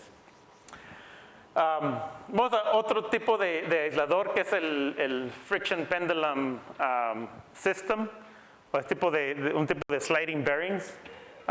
Y estos se desarrollaron como en los 80s, pues eso fue en Berkeley, que ahora que es el dueño de la compañía EPS, que está en Richmond, California, que hace ese tipo de bearings.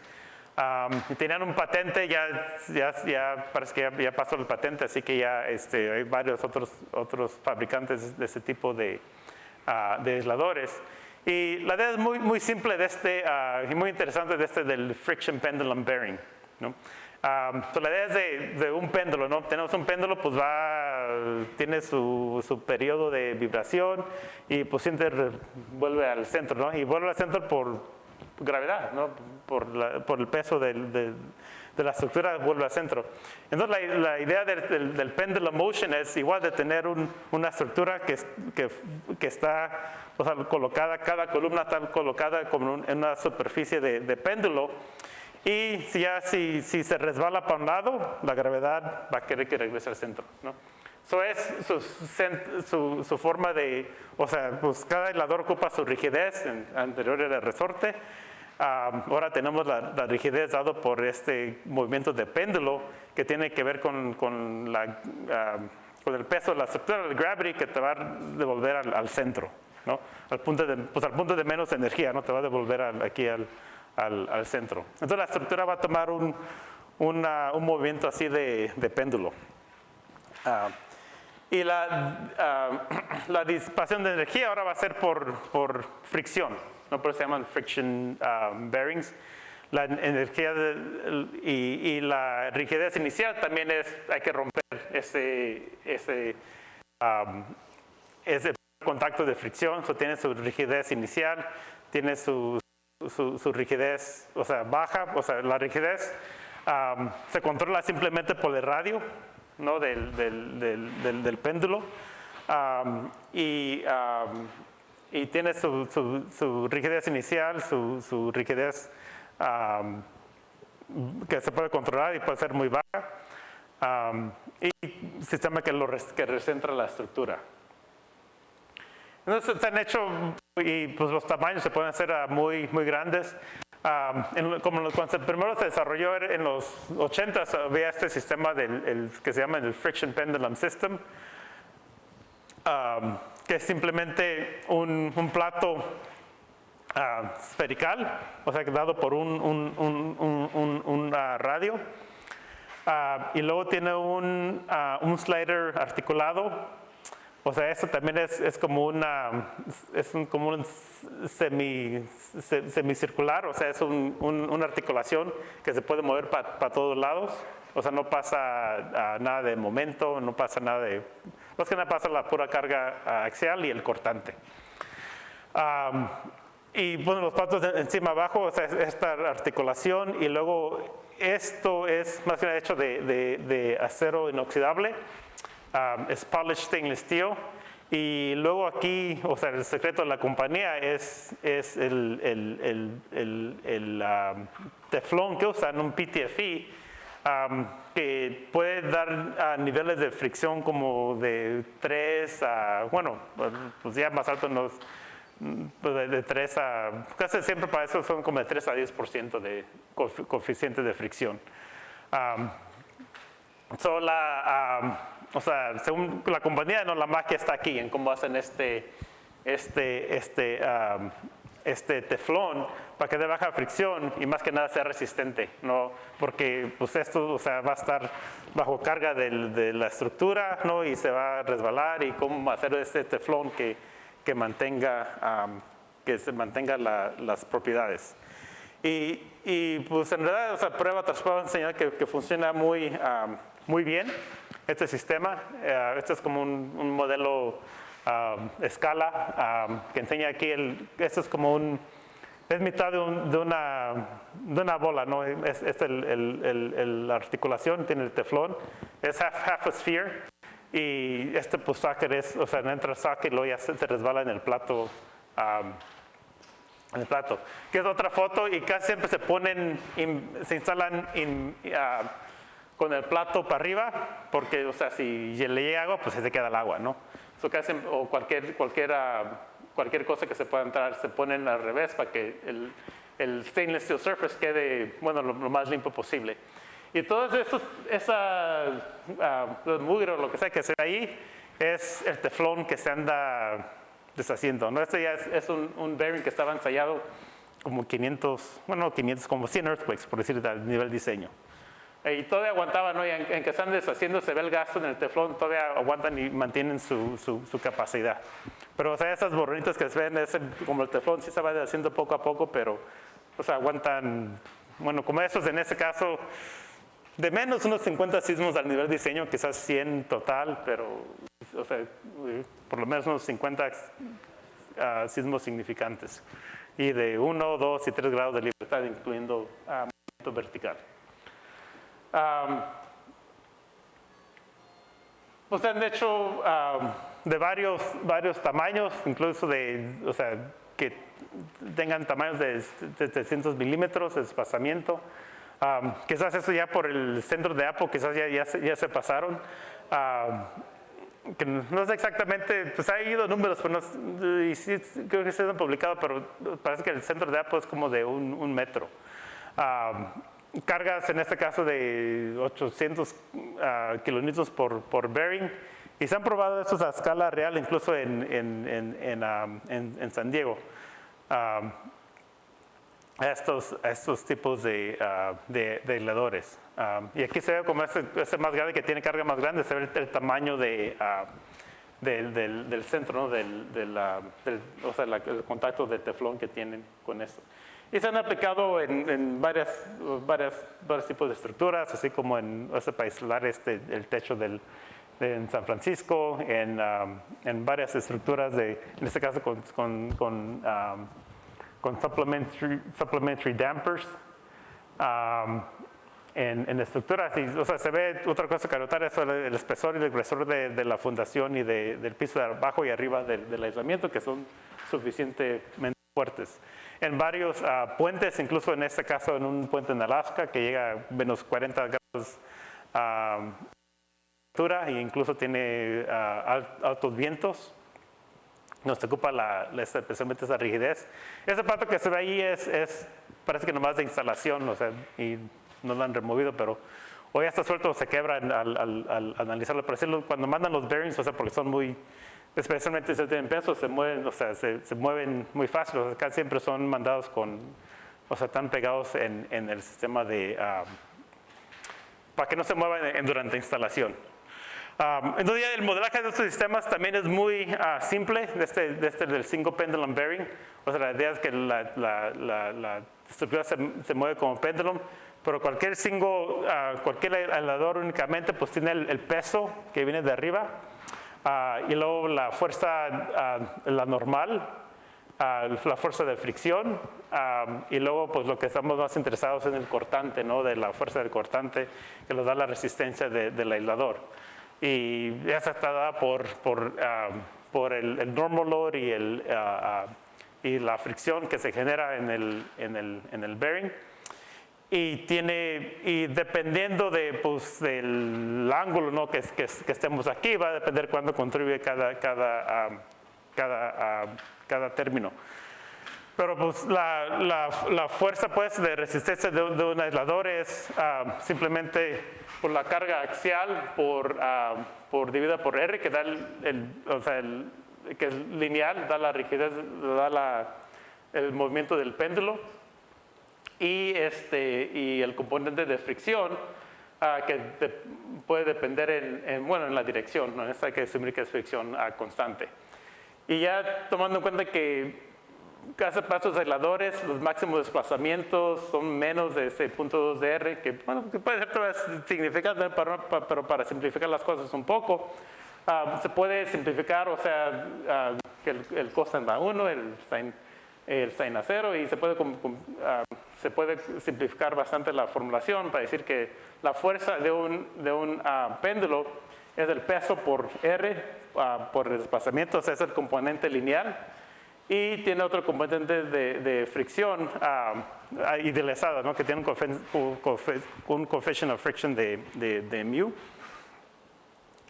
Y se puede simplificar para modelaje, igual como vimos lo del letter bearing, el componente del péndulo, o sea, la rigidez, la post-yield stiffness, que es el peso de la estructura por el radio, y la fuerza que es dado esencialmente por la fricción, ¿no? Y ahora entonces ese K1 ya es mucho más alto, tiene un yield displacement de quizás 1 milímetro o menos, bueno, menos de 1 milímetro, pero yo usando como algo como 1 milímetro es suficiente, sale más o menos igual. Pero entonces ya se puede modelar ese sistema fácilmente con las propiedades, y ya que sepamos más o menos lo que queremos de un sistema para obtener uno de estos, o sea, para contactar al fabricante, que es el radio que queremos y que es la fricción, ¿no? Que son dos parámetros. Es muy simple este sistema, muy simple, y son esencialmente dos parámetros, la fricción y el radio de este sistema. Entonces, ya viendo las propiedades de la estructura, o sea, y de la estructura, tomando en cuenta que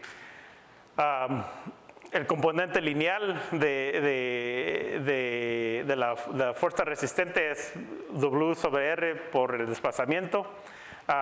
El periodo de una estructura con el péndulo, entonces, es simplemente la frecuencia de un péndulo, ¿no? Que no depende en la masa, sino solamente depende en el radio, ¿no? En un péndulo depende en el length, ¿no? En este caso va a depender nomás en la R.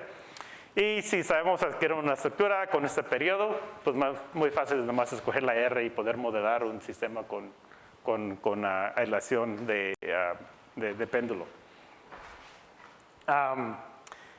Pues la fabricación como es media complicada, ¿no? Y como y aquí sí encontré unos datos sobre, o sea, que tienen en la página de web como uno de los fabricantes. Y dice, o sea, da más o menos los radios que puede construir. No pasa, ya tienen los modelos, tienen la maquinaria para hacer radios a varios radios y luego diferentes, o sea, rangos de desplazamiento que tienen para ir. Y dentro de esos, pues pueden encontrar bueno, eso no es una mesa, ¿no? Pero tienen otras variaciones, pero ya pueden ver lo que se puede hacer para el radio.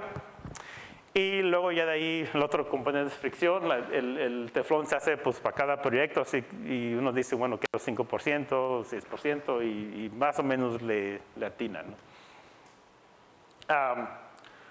Para entender un poco el comportamiento de estos sistemas, quiero pensar un poco de datos bueno, ensayo, sí, este es un modelo aislado con friction pendulum bearings, una masa rígida.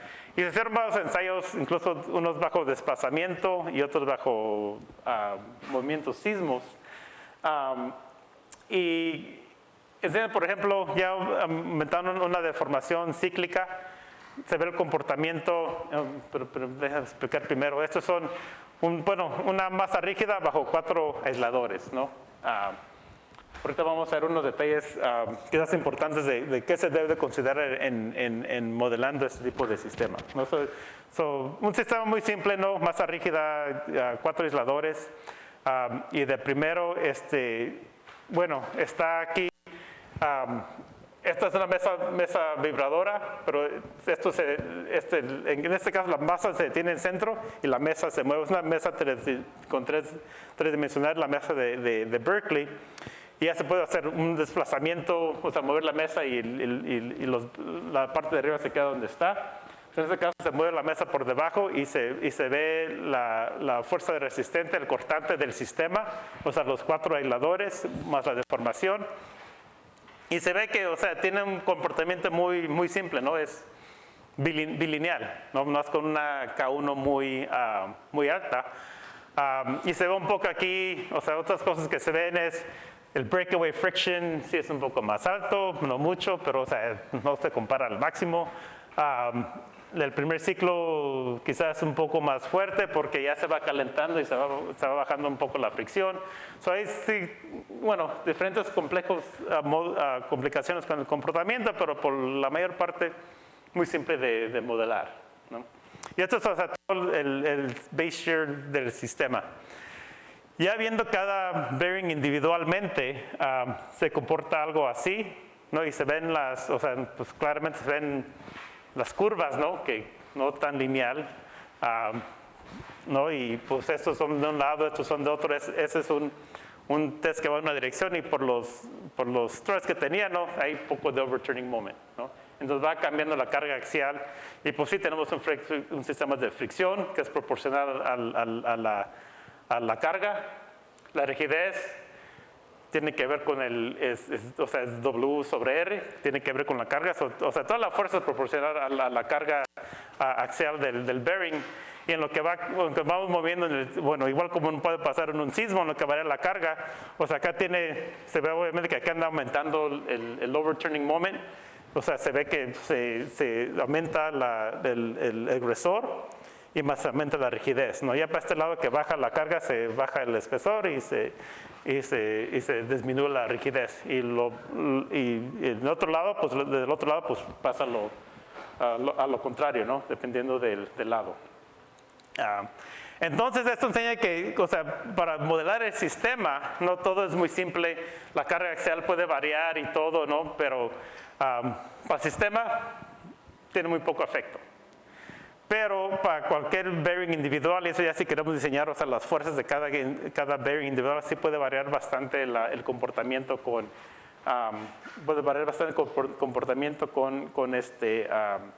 la carga axial. Las fuerzas locales, o sea, el diseño local puede ser muy diferente al diseño global del sistema. Y es también los resultados con moción de 3 dimensiones, presión vertical, arriba se enseña una simulación de sismo, eso ya, o sea, ya no tiene, ya está, o sea, usando un shake table, por decir, de formación en una dirección y en la otra, y luego repitiendo el mismo sismo con simulación vertical. Y así se han hecho varios ensayos así, y han enseñado de que, y esto fue a lo que llegó, bueno, estos ensayos como varios otros, que enseñan que, o sea, incluyendo sismo vertical, no varía mucho el comportamiento, ¿no? Quizás lo que se ve es como este pico aquí, que sí, quizás hubo un spike vertical, ¿no? Que cambia la fuerza local, pero los desplazamientos, o sea, se ven casi igual. Sí, quizás hay más movimiento aquí porque la hoja anda temblando verticalmente también, pero a lo normal, o sea, cambian muy poco el comportamiento, y estos estudios que fueron, bueno, estos fueron como en los 2000 y otros que han sido igual, que andaban enseñando que no, pues lo vertical no importa, ¿no? Pero solo viendo lo horizontal. Ya sentidos locales sí tienen un efecto, y por eso pues, muchos hemos considerado el efecto vertical, pero también tomando en cuenta que pues, estos sismos, este sí era un near fault record, pero la aceleración vertical no era muy fuerte.